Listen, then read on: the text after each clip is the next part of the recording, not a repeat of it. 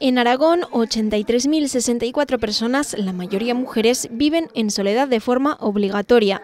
Para erradicarlo, acaba de nacer un plan muy ambicioso, único en España, que formará al voluntariado en 12 hogares de mayores de Aragón y que mostrará a los seniors los beneficios de crear dinámicas de grupo. Además, se repartirán encuestas para poder saber cuáles son las actuaciones más urgentes. Vamos primero a saber qué es la soledad.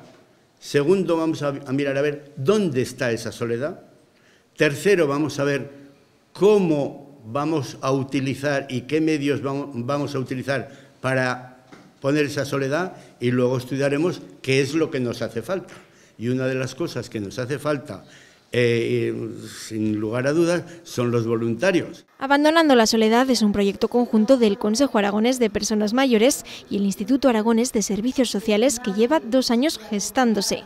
Además de las clases de 1 hora de duración, también habrá talleres y charlas con expertos. Sin embargo, para todo esto es necesaria la colaboración de ayuntamientos y de gobierno. Es una parte fundamental la que tiene que ver con el voluntariado, pero no es la única. Evidentemente tenemos que buscar fórmulas de colaboración con la administración local, que tiene la proximidad y la cercanía, y además es la competente en Aragón también de la atención a los mayores que no son dependientes. Y luego yo creo que hay otra serie de herramientas que tienen que dar seguridad y tal, pero las anunciaremos más adelante, en las próximas semanas.